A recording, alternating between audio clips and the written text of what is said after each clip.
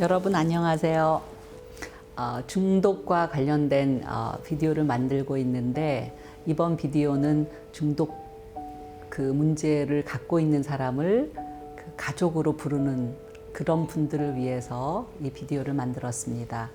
여러분 그 중독자 가족이라고 불리우는 것 자체 너무 힘드시죠? 그렇게 불리우는 것뿐만 아니라 그렇게 살아내시는 거 더 힘드셨을 거예요. 여러 가지. 또 지금도 힘드신 분들이 있으실 거예요.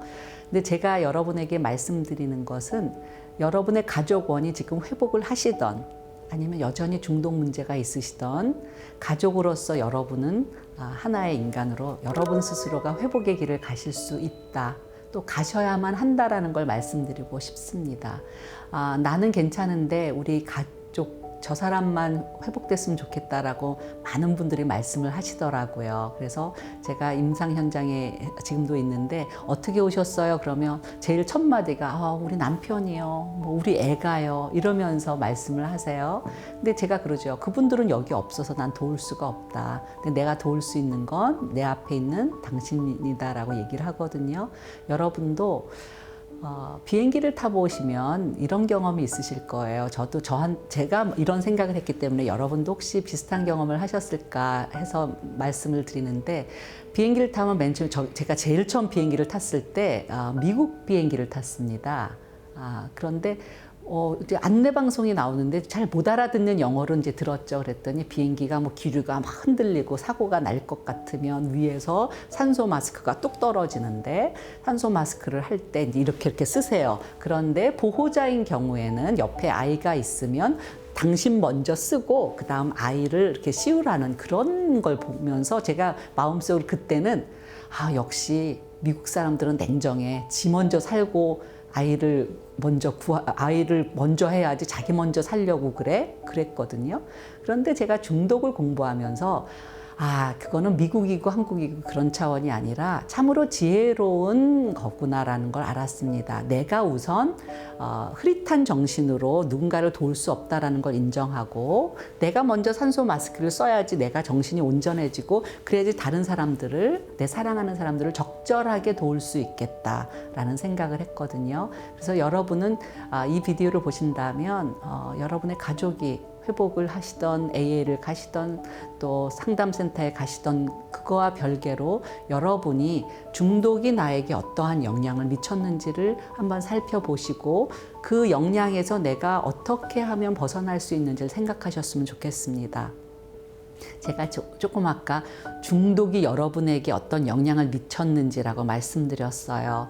많은 경우에 가족들을 만나면 중독자가 나에게 어떤 영향을 미쳤는지라고 말을 합니다. 그래서 그 중독 되신 분이 회복을 하더라도 그 중독 시절에 저질렀던 만행을 잊지 못해서 속상해하고 그러신 분이 많으신 것 같아요. 그래서 이 자리에서 여러분 회복의 첫걸음은, 내 가족원이 중독이 참으로 이상한 병이라서 스스로를 속이는 것이 중독의 하나의 증상이에요.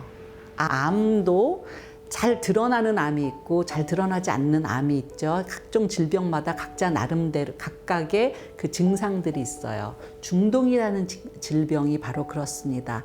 자기가 그 병에 걸렸다는 것을 알지 못하게 하는 것이 중독의 특징이에요. 그래서 자기가 중독자인 걸 알지 못하기 때문에 나는 정상적이라고 굉장히 많이 여러분하고 싸우셨을 거예요.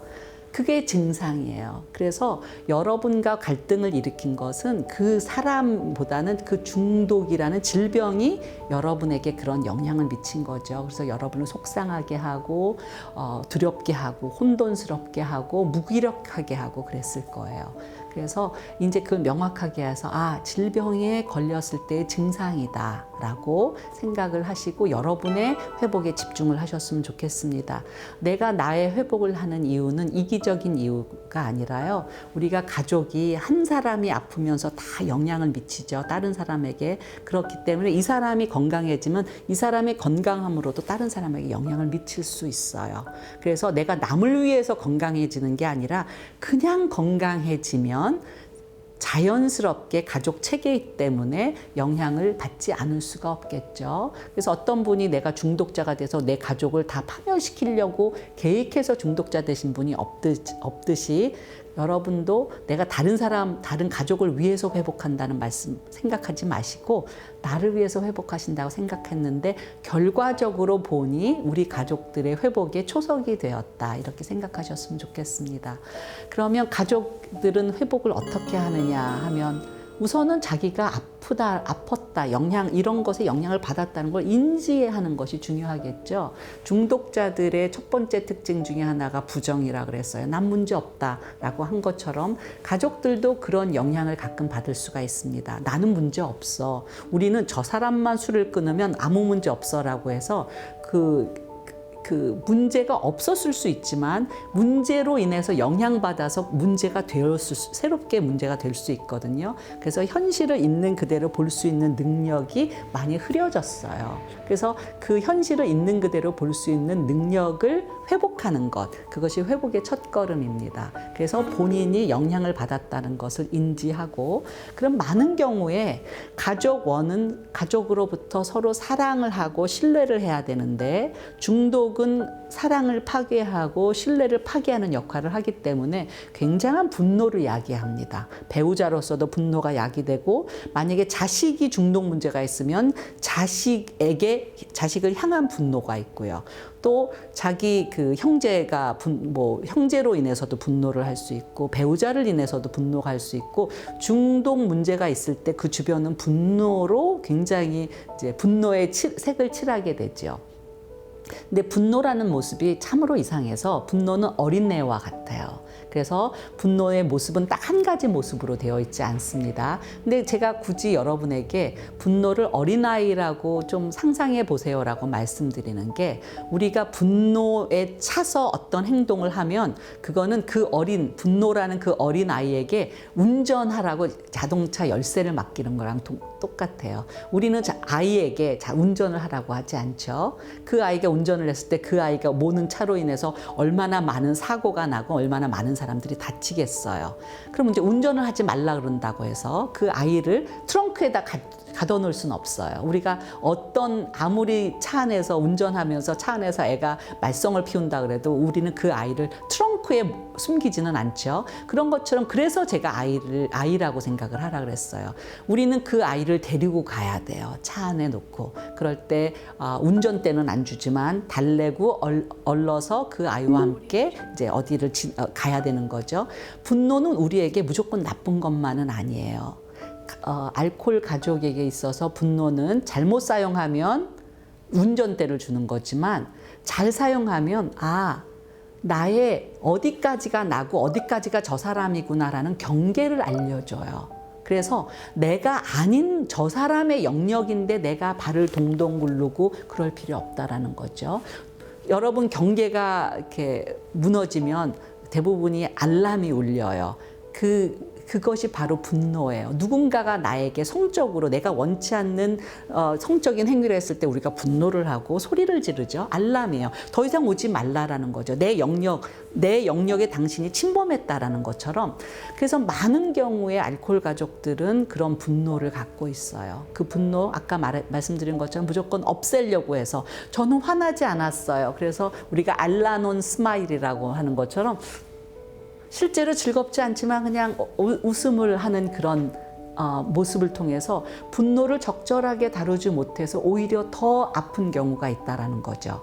그래서 여러분께서는 분노를 내가 어떤 식으로 다뤄야 할까? 분노를 제가 친구라는 표현은 참 그렇지만, 분노를 내가 마치 어떤 어린아이와 함께 가는, 자동차를 타고 가는 그런 사람으로 생각했으면 좋겠다. 그래서 그 아이가 여기 경계가 무너졌네요 하면 걔가 울겠죠. 그래서 나에게 얘는 적이 아니라, 분노는 나의 적이 아니고 분노를 없애는 것이 아니라, 내가 여지껏은 이 사람을 돌보고 이 사람한테 신경 쓰느라 내가 누군지를 몰랐어요. 나의 경계가 없어요. 내가 경계가 없으니까 중독자인 사람 말고 중독자 아닌 다른 가족원에게도 경계가 없이 해서 오히려 나는 중독자 때문에 고생하는데 내 가족들은 내가 고생한 거를 모르고 나중에는 저를 탓하는 하는 경우도 있어요. 여러분 그런 경험 있으실 거예요.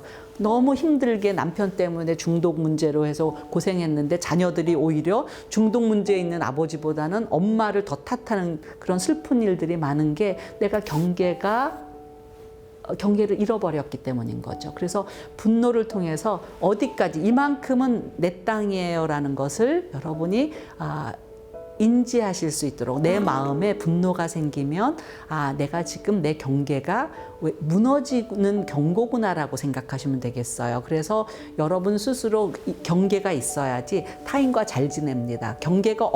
경계는 담이 아니에요. 담을 쌓는 게 아니에요. 경계가 있어야지 타인과 잘 지낸다. 꼭 기억하셨으면 좋겠어요. 그래서 누군가가 경계가 명확한 사람은 그 사람하고 참 잘 지낼 수 있어요. 내가 경계를 넘지 않고 그 사람과 잘 지내는 법은 여러분이 일상적으로 사람들하고 왜 갑자기 만난 사람한테 몸무게가 어떻게 되세요? 월급이 얼마예요? 이런 거 안 물어보죠. 누군가가 우리에게 경계를 가르쳐 준 거예요. 그 사람 고유의 것이다. 그 사람을 밝히면 들을 수 있지만 굳이 알 필요는 없는 것이다. 우리는 우리 가족으로부터 은연중에 그런 어떤 것이 경계라는 것, 그런 것들을 배워왔는데 이제 우리 알코올 가족들 중에 특히 중독자 가족들 중에서 가장 제가 마음이 안타까운 것이 그런 경계를 배우자가 갖지 못한 상태에서 자녀를 키웠을 경우에 그렇게 해서 큰 자녀들 보고 우리는 성인 자녀라고 해요. 아쿠아라고. 그 성인 자녀들은 한쪽에서는 부모, 이제 아버지라고 합시다. 예측 불가능한 아버지. 한쪽에서는 경계가 없는 어머니를 통해서 이 자녀는 비록 굶지 않고 학비 잘 내고 다녔을지라도 무엇을 배웠어야 됐느냐 못 배웠냐면 경계를 갖는 것, 자기를 보호하는 것, 자기를 사랑하는 것이 중요하다라는 걸 못 배웠어요. 어떤 연속극에 보니까 인수분해는 잘해도 인생을 모르는 녀석들 이런 얘기를 하는데 정말로 인생에서 중요한 것을 배워야 하는 것, 가정에서 가장 잘 배울 수 있는 것들을 배우지 못했다라는 거죠. 그래서 알코올 가족에서 자란 성인들이 어떤 경우에는 정말 너무 놀라는 것이 아버지 알코올 중독으로 그렇게 고생을 했을 텐데 왜 배우자를 알코올 중독을 선택했을까? 이런 생각을 하는데 과거에는 그걸 공동의존이네 여러 가지로 얘기를 했어요. 근데 요즘은 이렇게 얘기를 합니다. 자기 사랑 결핍 증후군이라고. 자기를 사랑하는 것이 충분하지 않기 때문에 그런 자기를 사랑해 줄 수 없는, 왜냐하면 중독인 경우에는 자기도 안 사랑하고 타인도 안 사랑하거든요. 그런 사람을 선택할 수밖에 없는 거죠. 근데 자기를 사랑하는 사람은 사랑을 줄 수 있는 능력을 가진 사람을 잘 고를 수가 있어요. 그런데 자기가 자기를 사랑하지 않는 사람은 묘하게도 사랑을 줄 수 없는 사람들만 골라서 사랑을 해요. 유부남이라든가 아니면 자기에 완전히 몰입한 성격 장애가 있는 사람이라든가 중독자라든가 이런 식으로요. 그래서 우리가 중독 가족에게 있어서 가장 회복에 제일로 중요하게 생각하는 것 중에 하나가 당신을 사랑하는 것이 괜찮습니다라고 허용하는 거예요. 우리는 자기를 사랑하면 이기적이라고. 중독 가족들은 자기를 사랑해서 내가 배가 고프니까 밥을 먹어야겠어 그러면 다른 가족들이 눈을 보면서 너 지금 집구석이 이 모양인데 밥이 들어가니? 마치 나의 기본적인 그 의식주를 해결하는 것을 부끄럽게 느끼게끔 만드는 환경이었어요. 그렇기 때문에 내가 나를 사랑하는 것이 낯설고 사랑하면 안 될 것 같고, 근데 그 사랑을 다른 사람이 메꿔줘야 된다라고 생각하지만 그런 사랑은 다른 사람이 메꿀 수 있는 사랑이 아니에요. 자기만이 줄 수 있는 사랑을 자꾸 다른 사람한테 메꾸려고 하니까 사랑이 메꿔지지 않는 거죠. 그래서 중독자 가족들 중에서 가장 힘든 부분이 나중에 대인 관계를 제대로 못 믿겠다, 못 맺겠다, 다른 사람하고 어떤 식으로 관계를 맺는 것이 진실하게, 진정성 있게 상호 교류하는 건지 잘 모르겠다라고 많이 고백을 해요. 제가 이미 뭐 우리나라에서 번역된 그 책 알코올 중독자들의 성인 가정, 성인 자녀들의 특징 몇 가지를 만들어 놓은 걸 여러분에게 말씀드릴 필요가 없어요. 가장 그 얘기의 핵심은, 그분이 쓴 책의 핵심은 알코올 중독자로 그 가족원에서 성장한 그 성인 자녀는 가장 결여된 게 뭐냐 그러면 자기를 사랑하는 거예요. 자기를 사랑하는 방법을 모르는 거. 그럼 이제 정답이 나왔죠. 중독 문제가 있는 가족들이 회복을 하던 안 하던 내가 나를 사랑하는 건 할 수 있잖아요. 그러면 내가 나를 사랑하는 것이 어떤 것인지 이제 생각해 봐야겠죠. 갑자기 이제 자기를 사랑하세요. 그러면 네, 알았어요. 방법을 알았으면 옛날에 했겠죠. 방법을 내가 모르는 거예요. 우리가 여러분 세수하는 거 어떻게 세수하는 방법을 어떻게 아셨겠어요? 누군가가 세수하는 방법을 보고 세수는 저렇게 하는 거구나, 양치질은 이렇게 하는 거구나, 밥은 이렇게 먹는 거구나 다 보고 그 모델링이라고 하잖아요. 주변에 다 저렇게 하는 거구나를 알고 내가 배운 거예요. 그렇다면 스트레스를 받을 때 어떻게 하든 스트레스 받으면 술 먹어야지. 그걸 모델링을 봤단 말이죠. 또 화가 나면 다른 사람 탓하고 너 때문에 내가 술을 마셔. 집구석에 마음에 드는 게 하나도 없으니까 나는 술을 마셔. 이런 식으로 얘기를 했기 때문에 다른 사람 탓을 한다라든가 나의 불행의 근원은 내가 어떻게 할 수 있는 것이 아니라 다른 사람이 무엇인가를 변해야지 내가 이 근본적인 불행에서 행복해질 수 있다라든가. 그래서 내 행복의 열쇠를 바깥 사람한테 자꾸 주려는 그런 경향성이거든요. 그렇기 때문에 이제는 나를 사랑하겠다 그러면 우선 열쇠를 먼저 찾아보세요. 내 행복의 열쇠가 어디 있나? 누구한테 줬나? 우리가 내 행복의 열쇠를 우리 남편한테 줬나? 자녀에게 줬을 수 있어요. 아니면 여전히 중독자인 아버지에게 줬을 수 있어요. 우리 아버지가 술을 끊으면 난 행복할 거야. 그 생각 자체가 여러분의 열쇠의 번지수를 알려주는 거예요.